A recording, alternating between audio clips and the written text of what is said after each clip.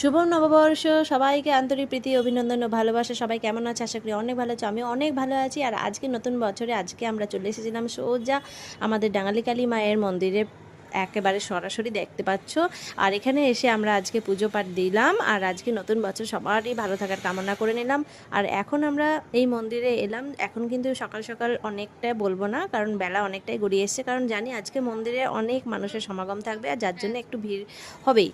তো আমরা এসেছিলাম যখন, তখন পরিস্থিতিটা ঠিক এইরকম ছিল। আর এখানে বাবুকে দেখো নতুন পোশাক পরে কত সুন্দর মিষ্টি একটা পরি দেখাচ্ছে। আর এই পাশের ওই পারের রাস্তাতে কিন্তু ছিল বজরংবলী মন্দির, সেখানে আমরা গেলাম না, কারণ আমরা ওদিকটা ঘুরে চলে এসেছি।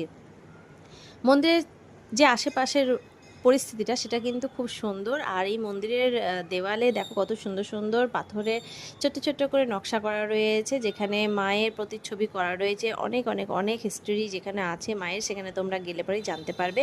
তো এখানে দেখতে পাচ্ছ দেওয়ালে সুন্দর সুন্দর অনেক অনেক অনেক মূর্তি খোদাই করা রয়েছে, যেগুলো দেখতে আমার খুব ভালো লাগে। মন্দির প্রাঙ্গণের চারিপাশটা ছিল ঠিক আজকের পরিস্থিতিটা এইরকম। আর এখানে আমাদের পুজো পাঠ দেওয়া হয়ে গেল। এরপরে আমরা সোজা বেরিয়ে পড়েছি আমাদের বাড়ির উদ্দেশ্যে। আজকে নতুন বছর মায়ের মন্দিরে একটু মাথা না নত করলে পারে সত্যিই দিনটি কেমন যাবে না যাবে, পুরো বছরের কথা এই ভেবে আমরা কিন্তু মাকে বলে আসি প্রতি বছর যে মা এই বছরটা অন্তত মানে সকলের সকলের সকলেই যেন ভালো কাটে, আর আমরা সারা বছর জুড়ে যেন আমরা আনন্দ মজা হাসি খুশি ও সুস্থ থাকতে পারি, এই তোমার কাছে কামনা করে যাই। তো মাকে অনেক কথা বলে এলাম। আর সত্যি কথা বলতে এখন যা পরিস্থিতি, তাতে বলবো সবাই ভালো থাকো, একটু নিজেকে একটু সচেতন করো। তো চলো, টাটা।